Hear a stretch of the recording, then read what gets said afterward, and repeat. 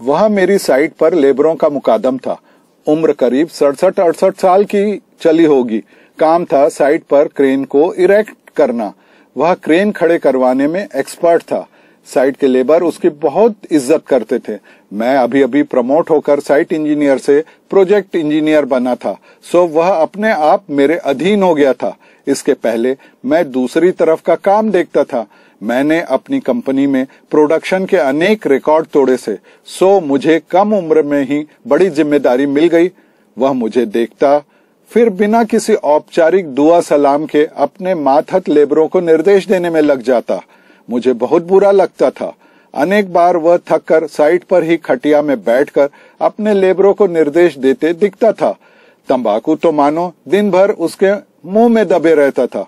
मैं कई बार उसके काम को देखने के लिए जाता तो जैसे वह मेरे अस्तित्व को नकार कर अपने काम में ही लगे रहता था।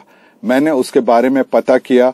वह रोज डबल हाजिरी भी पाता था, यानी तनख्वाह भी मुझसे काफी ज्यादा। मैंने उसे सबक सिखाने के लिए दूसरे काम में भेजने की बात कही। आखिर मैं बॉस था।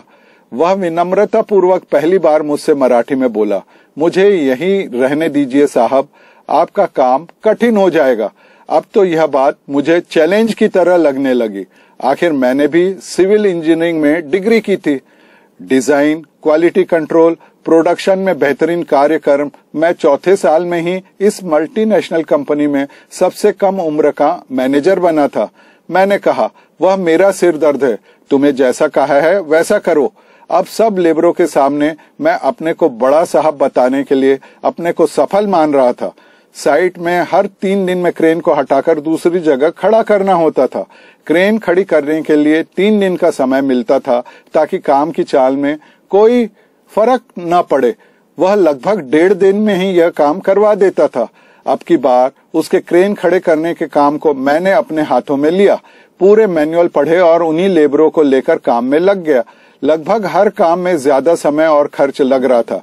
मैंने साहस के साथ 24 घंटे काम जारी रखा।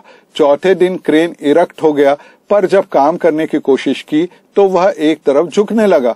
कुछ एंगल वाले ऊपर के मेंबर ऊपर की जगह नीचे लग गए थे।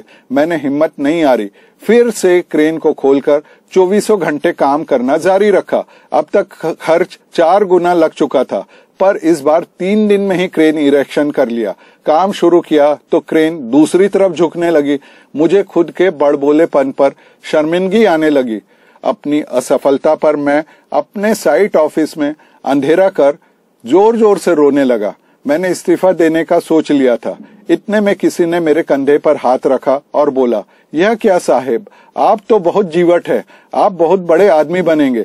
मैं आपको रोज मेहनत करते देखता था, चलिए काम खत्म करते हैं। मैं रोते हुए बाहर आया। उसके चेहरे में मेरे लिए मजाक का भाव नहीं था, बल्कि प्रेम था। उसने मेरी मदद की और रातों रात हमने क्रेन सही कर दिया। मैं उसके पैरों पर गिर पड़ा। उसने मुझे गले से लगा लिया। आपके जिंदा रहते तक पुणे में मैंने आपसे बहुत कुछ सीखा। बाबू रोकड़े जी मेरे जीवन के एक गुरु। आपके अनुभव को शत शत नमन। सभी से अनुरोध कि किसी के अनुभव का मजाक न उड़ाए, बल्कि उससे जीवन में आगे बढ़ने का शिक्षण ले। मेरी शुभकामनाएं।